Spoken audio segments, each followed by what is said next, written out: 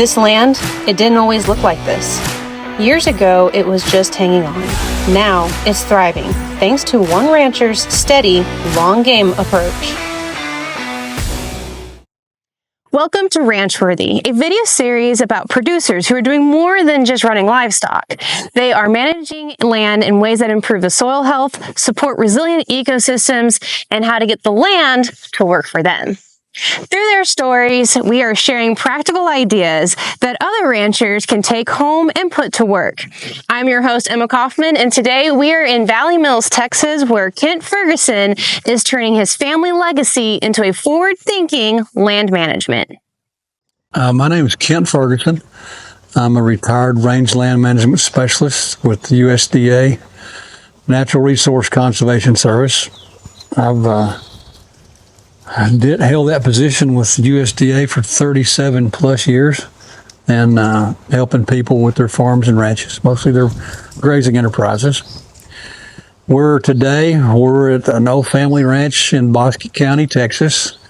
The sign over the gate, you notice it said Hog Heaven. My dad named this place years ago. He bought part of the place, the initial portion as a after work getaway, and it's on Hog Creek, and he had claimed that he was in Hog Heaven when he was here because it was kind of he called it his therapy. And since then we've added on several places, but today we operate it as a KBRD ranch. For my wife's Debbie and I'm Kent, so it's KBRD. So that was working pretty good.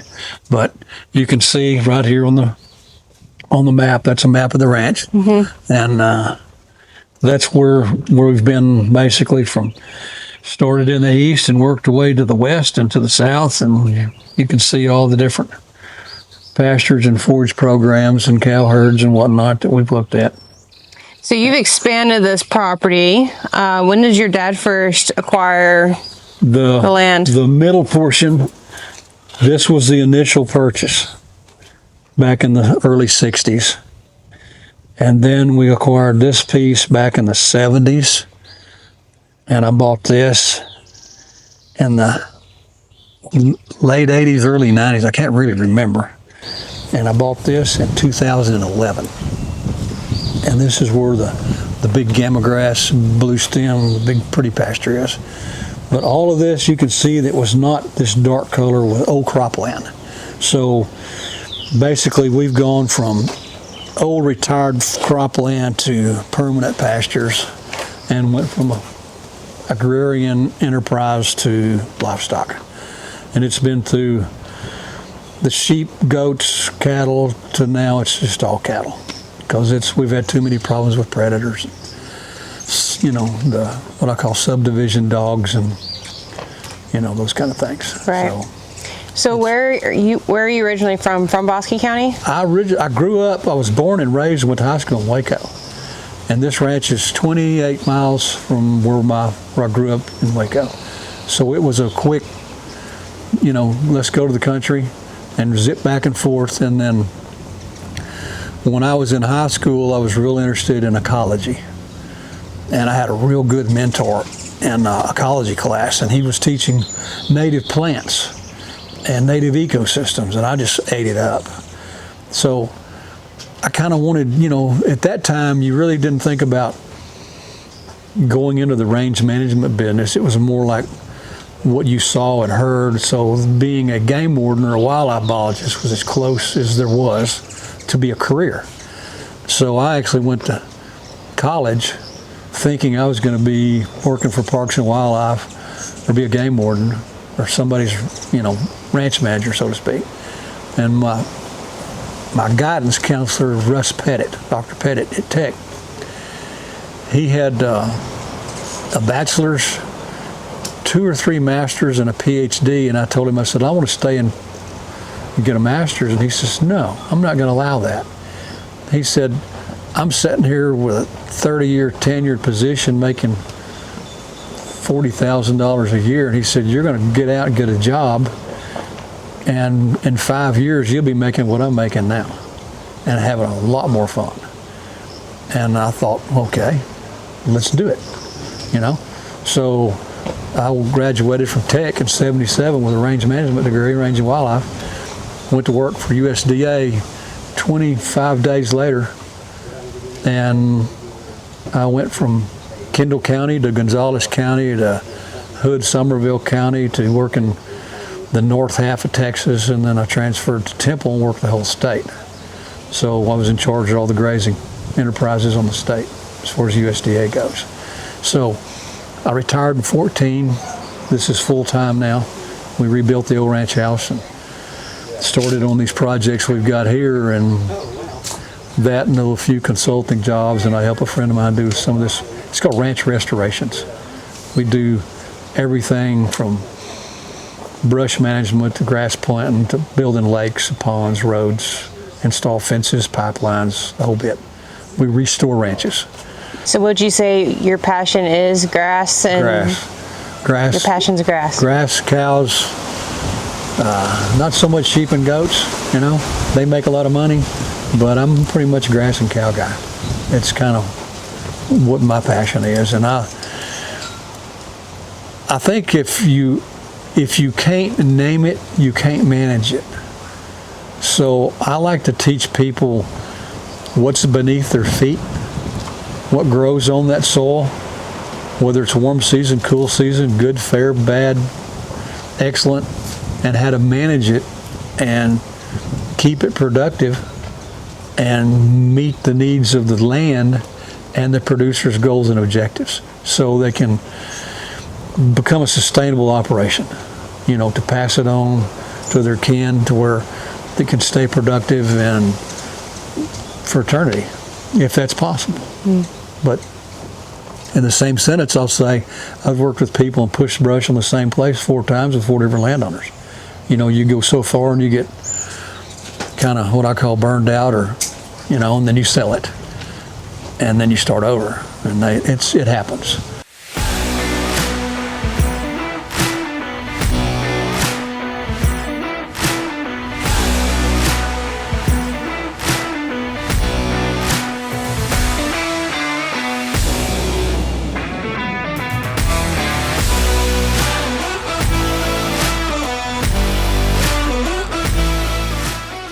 Pasture, you can see in the far over there is a monoculture of cline grass. 2 pastures to the south of that are monocultures of beedall blue stem. There's 1 eastern gamma grass over in next to the county road. So we've got gamma grass, cline grass, 2 beedall fields, and then we're in a native pasture right now that is being taken over by beedall. Okay. It's invaded quite rapidly. Let's talk about what beedall is and where it came from, what its purpose is. The grass that you see right here, this is the beedall blue stem, and that is a grass that, this is some of it you can see right here. It's got the little hairs right there in the throat. You see how it's got the fuzz in the throat? Mm-hmm. And the throat is just this slender part, and then the throat is right here. This grass was developed in Woodward, Oklahoma from Bill Dahl, a professor at Tech. And it has very similar growth characteristics and climate like Texas does. And this was primarily developed for North Texas, Panhandle, Oklahoma, New Mexico, where it stays more drought conditions than other places, the extremes in temperatures. So it's very well adapted. And when you bring it in more of a mesic climate, like we've got here, it gets, we get kind of,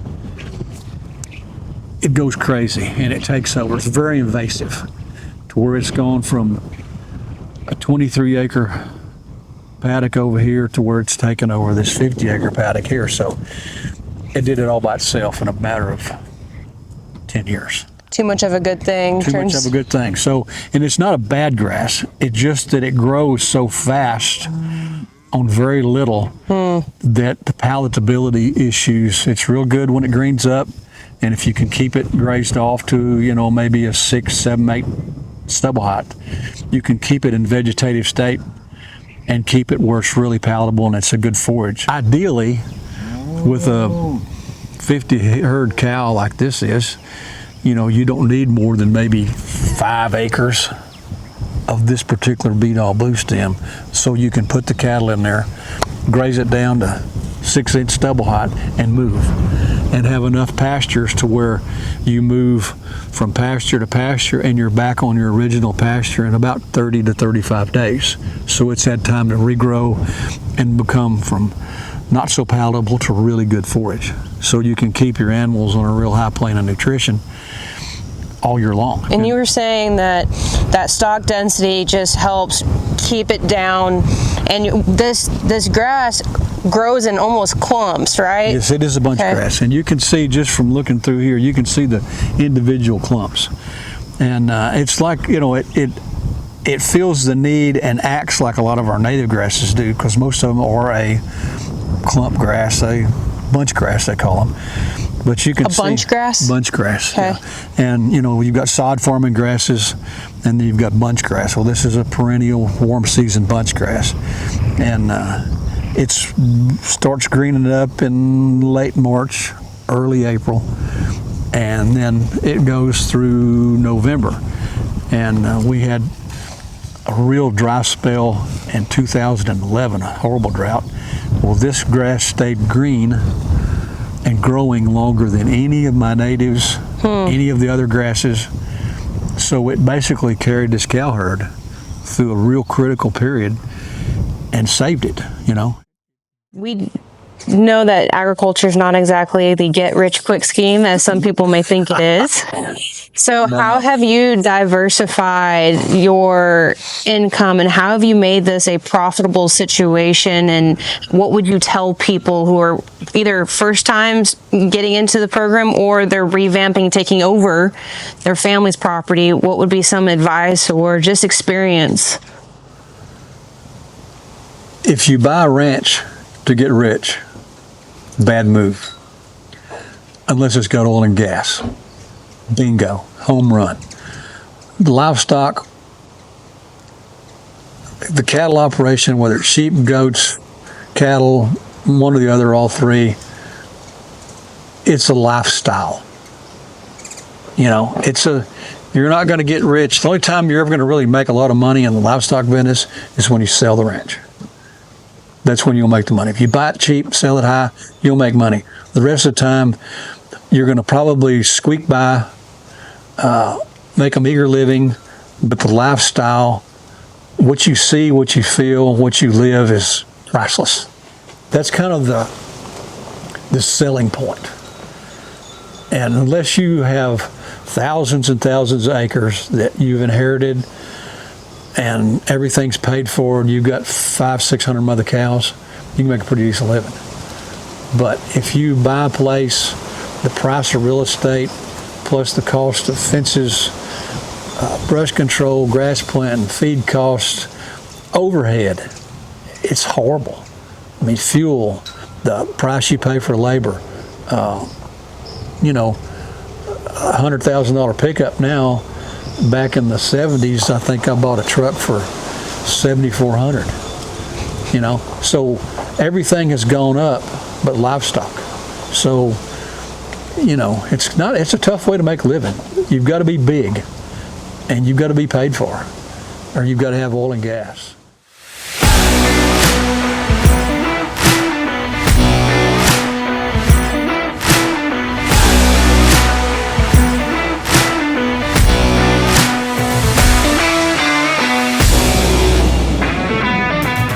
So this is probably one of your most pride and joys locations. So yes, a long time coming. Yes. I got a little backstory, but why don't you walk us through where it was, when you started working on this property, and to where you're at now. Okay.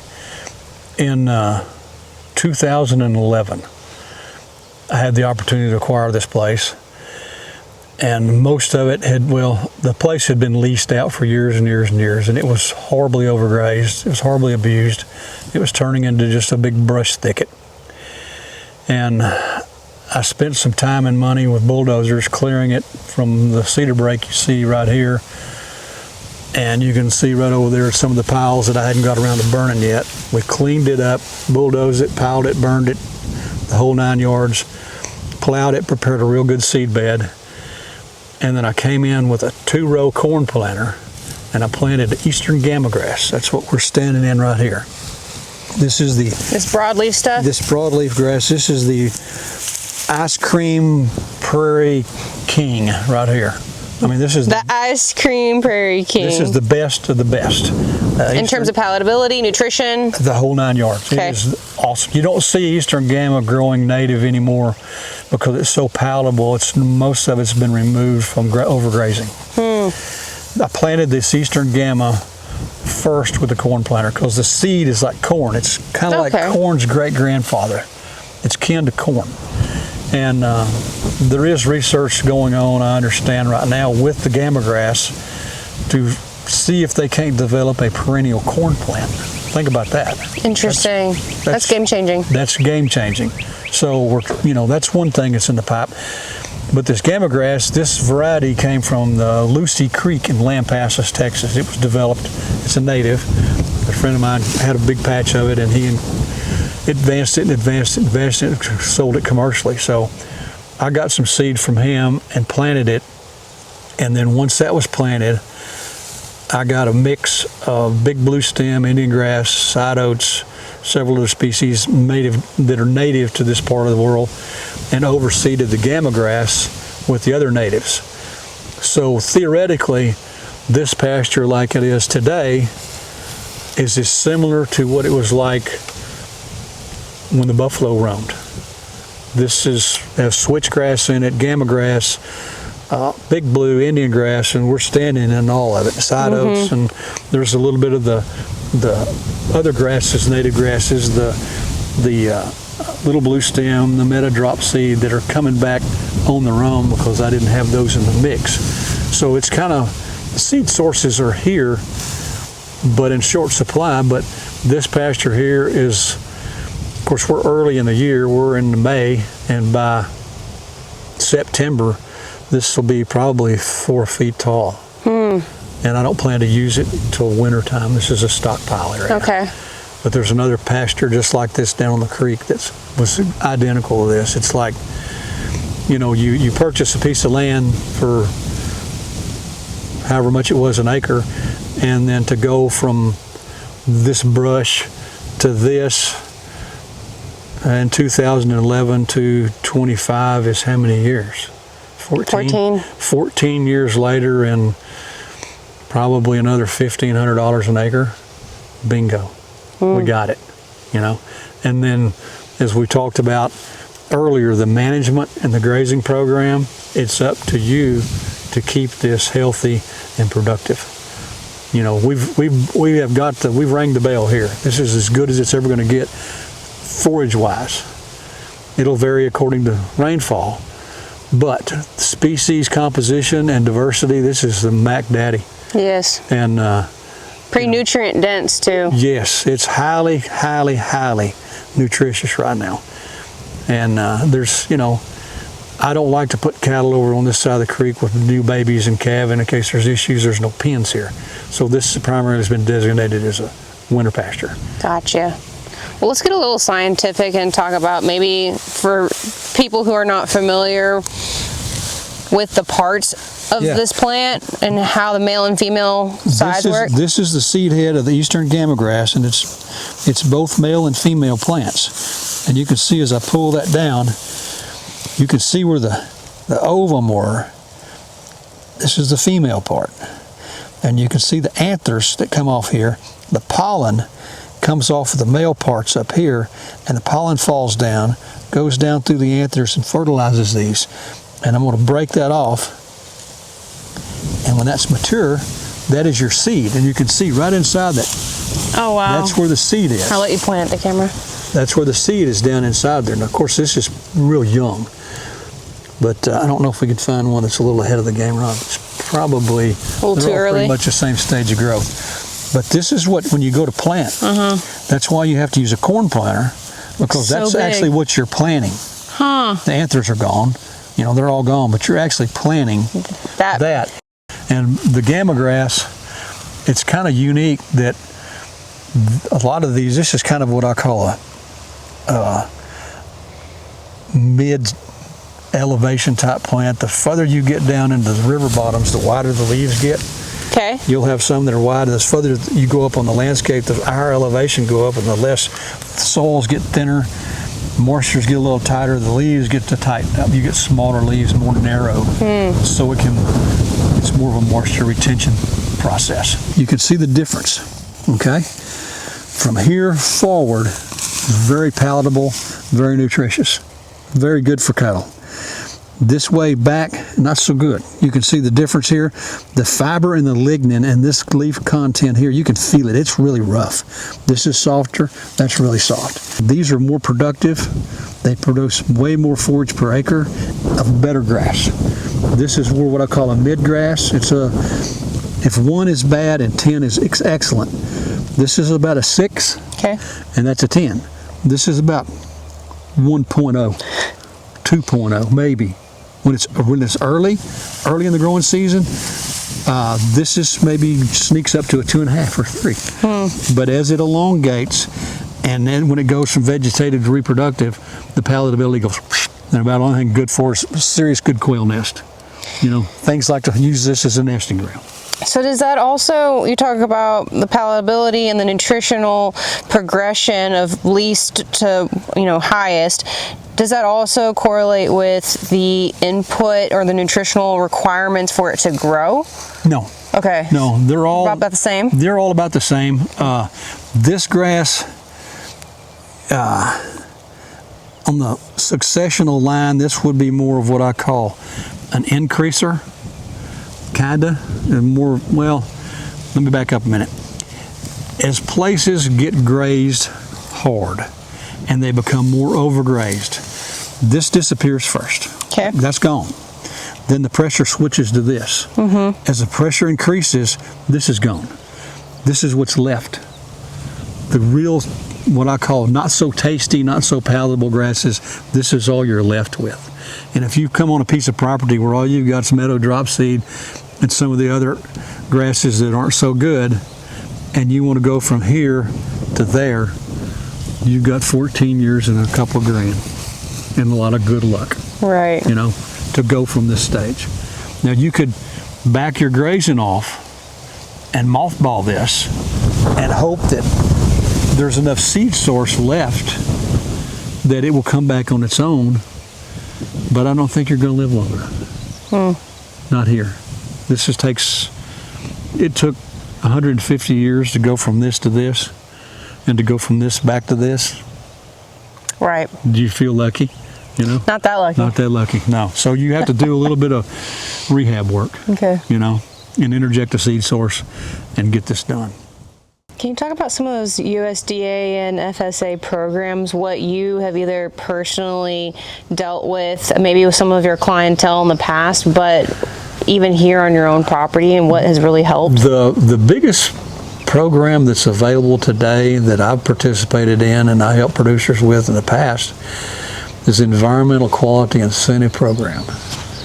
And that is a cost share program on installing conservation practices that complement your conservation plan. When you buy a piece of property and you have a conservation plan in place, whether you're doing brush control or cross fences or forage enhancement or water pipelines or ponds, there's a program called EQIP, if you will, that actually pays a portion of the cost to install those practices. And I've used them on brush control and grass planting and cross fences. It doesn't pay. Used to a long time ago, they paid 50% of the actual installation cost. Today, it's more of an incentive. It's not that 50%, but it's, it may be 15, maybe 20%. It's an incentive for you to install and perform good conservation. And once you get all of the big ticket items installed and you get your forage program up and running, then you can switch over to some of the grazing programs that actually pay you so much an acre to graze your place properly. So you get a grazing incentive of $4 or $5 an acre to actually take good care of your property. And some folks will say, well, that's not really taxpayer benefit, but yes, it is, because landowners today that do a good job of stewardship are purifying the air you breathe and the water you drink and providing safe food. And all that goes to H-E-B and Piggly Wiggly and Brookshire's and all these grocery stores across the nation, and it's providing safe food and fiber for the public. So it's going to benefit the general public for ranchers and farmers to be good stewards of their land, so the taxpayer money that's invested in those projects come back to benefit the consumer. So it's a win-win situation, but as everybody knows, it goes with budgets. So some years you've got money and some years you don't. Speaking of consumers, do you feel that consumers would be willing to pay more for the traceability and the reduction carbon, those types of programs? Do you think consumers are willing to pay that in the long run? Because we're having this awakening of consumers really wanting to know where and how their food is grown. I think so. I'll compare it to the organic movement. 25 years ago, you go in a grocery store, you never saw any organic vegetables. And now every store's got organic. Well, if you have a section of sustainable beef or something to that where it's labeled on there to where it's hormone free or, those kind of things, I think producers go in a grocery store and seek those products out to where they know where it came from. They know it's an all natural product. They know it's not pumped up full of drugs and hormones that's going to be, possibly detrimental to their safety and health. And I think the consumer that's, I'll call, more aware and more educated and more concerned about their family's well-being, I think they'll pay 10, 15% more for a safe product. Not to say the others aren't. It's just that if they have that traceability and that stamp of sustainable product, I think it's a win-win deal. What does sustainability mean to you? Sustainability to me means that the product that you're producing comes off of a piece of property that will be here doing the same thing basically in perpetuity. It's not a flash in the pan 2-year deal, 5-year deal. It's not a plow the ground, plant the corn, it's gone, it's forever. It's going to be here forever. It's sustainable. The process that you go through to produce that end product is going to be a process that's going to be practiced and applied and for, the next 200-300 years. It's not basically wearing out. There's a term we used to use called mining the resource. If you plant a corn crop or something and you keep planting corn on that piece of property and you do not restore any of the nutrients, you have mined it all out of the soil and moved it to another place. Whether it's cornbread or corn feed, you have moved all those nutrients out. So if your operation keeps those nutrients applied, keeps them back on the land, and keeps them on a sustainable process, that's the best you can get.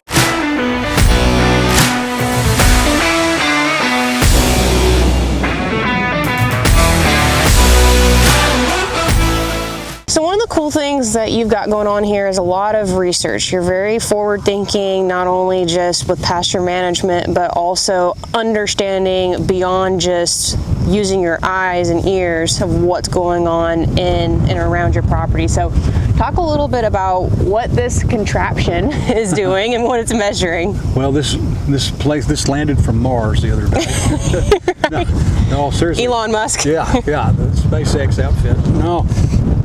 This is a project I entered into an agreement with the Noble Foundation, and they're in partnerships with several major universities throughout the United States and 60 different ranches on taking data from various ranches and various locations and different climates and grazing regimes to measure carbon.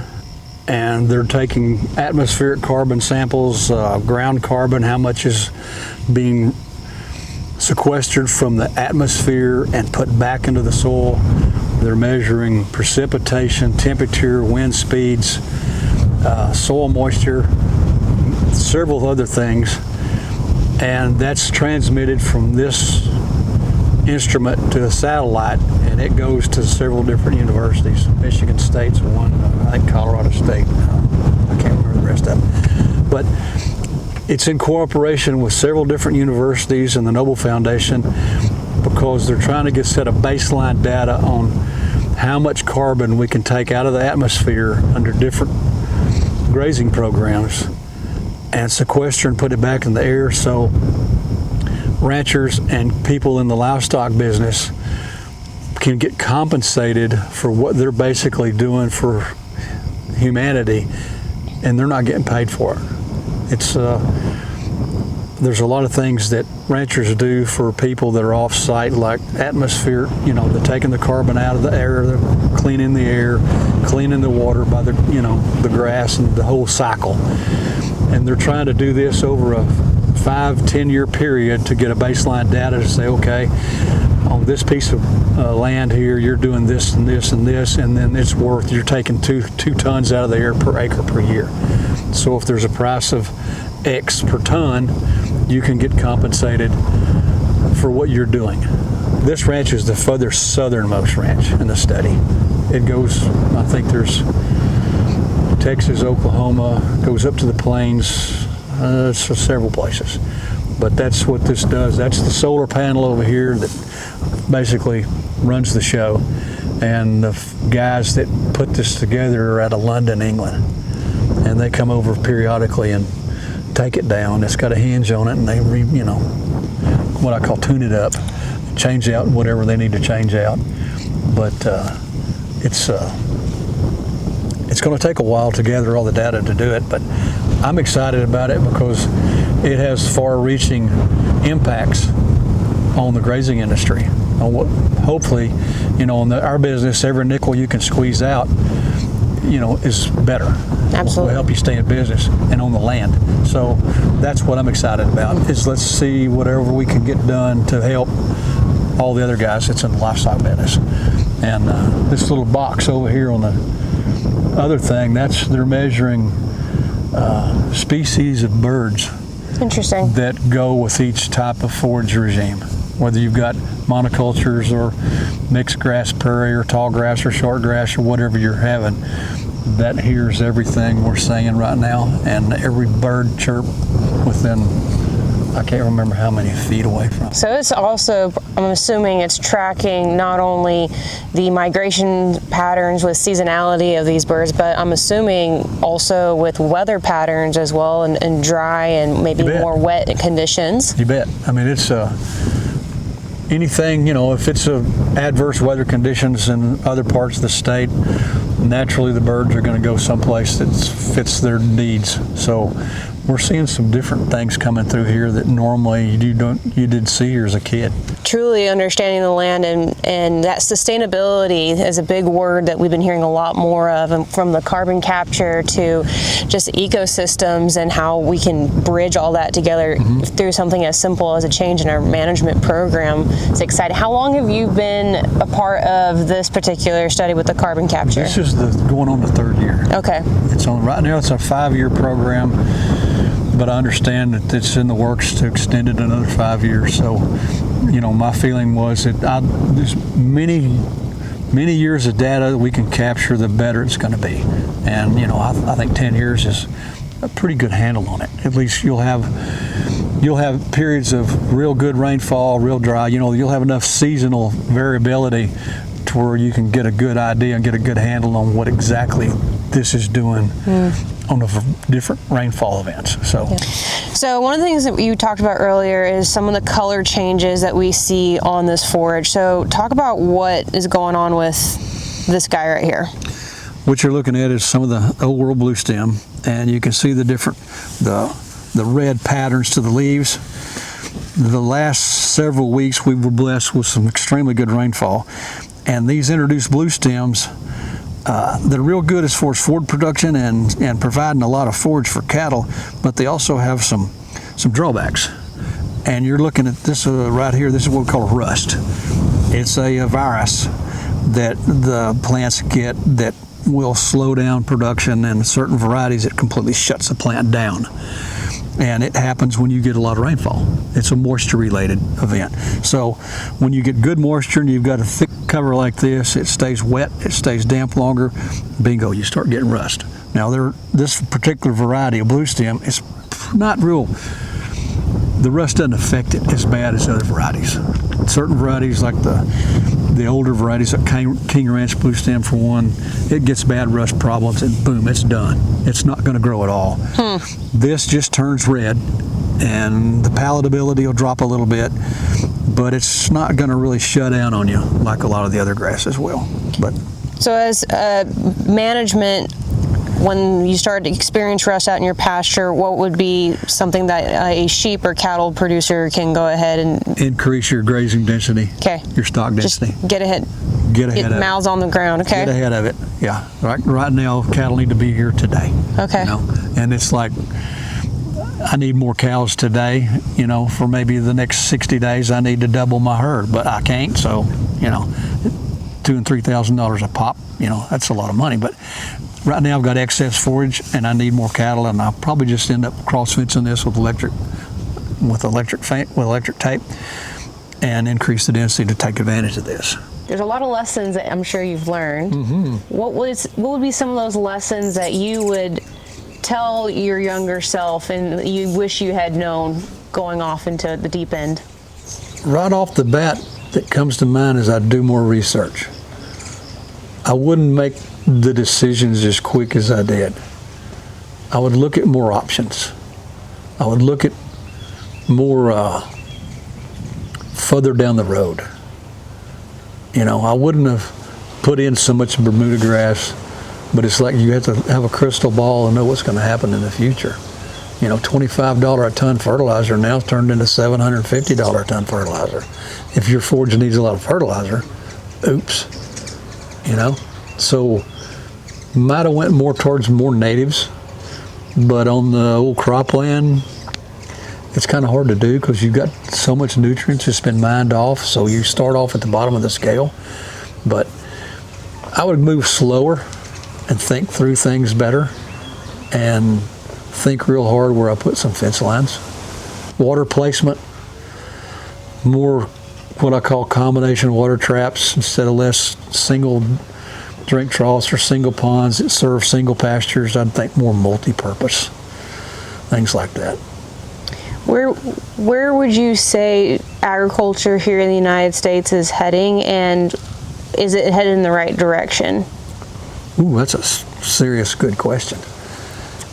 You know, the standard Red Raider answer is it depends, you know, but I think agriculture today is probably light years ahead if you compare today's technology to the 60s or 70s.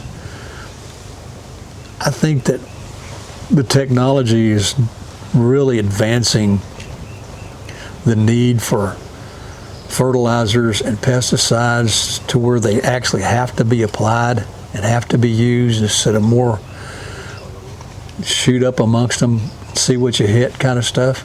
The future of agriculture is gone from more of a regional economic issue to a global issue, and that can have some long-lasting impacts on our productivity and our profitability, you know, because we trade so much, and if certain companies shut the trade off, our market's flooded and the price drops, and it's like, uh-oh, you know. So it's going to be more of a kind of a political game instead of an agriculture game now. Agriculture is more political today than it's ever been, you know. So it's going to be more important for our ag community to communicate with our politicians to promote our products and take care of us on the national scale, on the worldwide scale. Is there anything else that you would like to mention or to leave viewers with? Oh, ask a lot of questions. Do your homework. Don't just jump into it half-cocked, because it's expensive. The cost of owning a piece of property and the taxes and the upkeep and the overhead can be a little overwhelming at times. And think real hard. I mean, it's back in the old days that I've actually seen people cry when I told them their dreams aren't attainable on what they bought. And they spent their entire retirement salary on a piece of land thinking they're going to pay for it with cattle. They might pay the taxes, but they're not going to pay for the land. I mean, it's a tough go. So the main thing is do your research, do your homework, and look at your average everyday livestock operation. I'm not going to call it a part-time hobby, but it's definitely a sideline. And it's a way of life. You have to really want to do it. Live 25 some odd miles outside of what's really become a quite big urban location. Yeah. How has the spread of urbanization impacted you and what you're trying to accomplish here? And then the growing popularity of what I call them ranchettes, these anywhere between 7 to 25 acre plots. How has that affected you, or has it affected you at all? It's beginning to become very upsetting to where you see a lot of the bigger ranches and bigger places when the grandparents or whoever passes away and the kids get a hold of it and they're not interested in it and they sell it and they cut it up. It fragments habitat for wildlife. It puts more demand on the resources. It's becoming quite a real big issue, especially in the hill country, on water. Water's going to be a horrible issue. Infrastructure in the counties, these rural counties. When I was a kid, you didn't see anybody coming up and down that road. Now you have to look both ways twice or you can get run over. The maintenance on roads and fences, people running through fences and trespassing, and it's just, it's like all the city problems are now moving to the rural areas. So you've got more crime, you've got more drugs, you've got more problems. And I mean, it's why I keep a lock on that gate we just went across, because people want to come up the creek and they're just, they call it exploring, but they're really becoming a problem. People want to go be Lonesome Dove or Yellowstone, and they see that romance on TV, but it's not like that. It's a job. It's dirty. It's hot. It's cold. Things bite you, stick you, sting you. You have a flat tire in the middle of the pasture. There's no AAA to come get you. One of the things that it has done in the last 10 years is land prices have gone from $2,000 an acre to $10,000 and $15,000 an acre. And if there's a lot of these old places around that need rehab work, there's people paying $10,000 an acre for 300 and 400 acres. And they'll never make that money back. To me, it's a sad thing. But if I lived in downtown Dallas or Houston and could move out in the country, I'd be a happy camper, But I'm not ever going to begrudge anybody wanting to do that. And everybody gets to do what they want. That's America. That's right. So we'll see. Well, Kent, thank you for your time. Thank you for having us, and really look forward to seeing. We'll do it again. Yes, absolutely. We'll dig deeper. We'll dig deeper. We'll dig deeper. More grass. More grass. We'll switch gears. We'll switch gears. We'll go to some work. Yeah, there you go. We'll sign me up. We'll go to some work. Yeah. But seriously, thank you so much. Appreciate it. Oh, yeah. That's it for this episode of Ranchworthy. If Kent's story resonated with you, helped you think about grazing differently, or just reminded you why this work is so important, be sure to hit like, share it with a fellow producer, and hit that subscribe button. We've got more stories on the way from ranchers who are doing work and doing it well. I'm your host, Emma Coffman, and this is Ranchworthy.